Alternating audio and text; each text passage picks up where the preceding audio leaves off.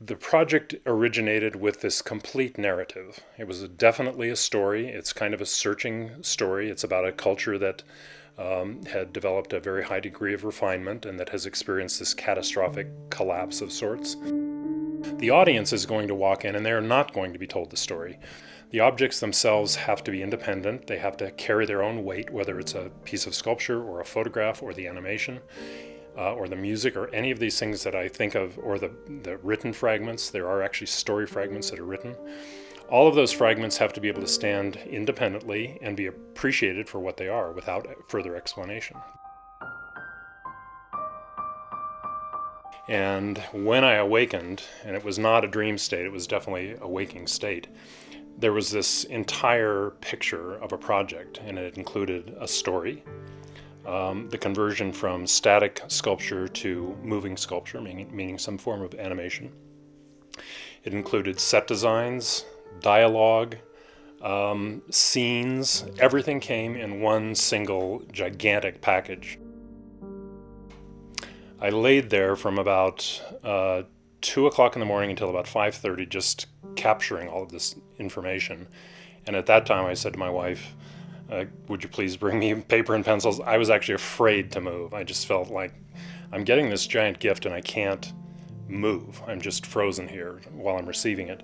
So she brought in paper and pencil, and I started writing, and it was literally like taking dictation from 5:30 in the morning until 5 o'clock the next afternoon. I literally wrote and did thumbnail sketches and wrote down dialogue and wrote down characters and designed the characters at that time. All of that came in one day. The intuitive moment when you see this thing or you feel this thing to the actual, now I have to get a saw and I have to cut this thing up, and I have to not, while I'm doing all those physical things, cutting and sanding and staining and finishing it, because it can take months to realize one of these from the moment of intuition to the moment of completion. And the job really is to stay intuitively connected every time you put your hand on that object. So now that this character has been realized, he's three-dimensional, he's articulated, he can move around, and I have a story, the logical thing would be to have him doing the things that I had him doing in the story. But in point of fact, what happens is that on the day that I'm ready to animate, or when I get close to feeling that I'm ready to work with a particular figure, something new presents itself. It's this new kind of gift, and it says, oh, this character was going to be, walking up the stairs and meeting with another character, and they had a particular piece of dialogue. Well, in fact, what he wants to do is nothing remotely similar to that.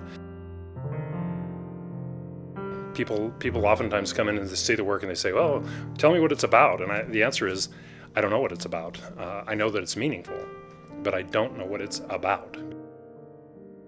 To me, the moment of art, when it really behaves in the way that it should behave in the human world, the moment is when the individual is face to face with it, whether it's a painting or a piece of poetry, and something happens, and it's outside of language. It's just this kind of, this is something. And it's in that moment that the exchange really takes place. Everything else is extraneous. Everything that I put into it beforehand, and everything that the audience member, the viewer will think about afterwards, is outside the scope of that aesthetic exchange in that moment.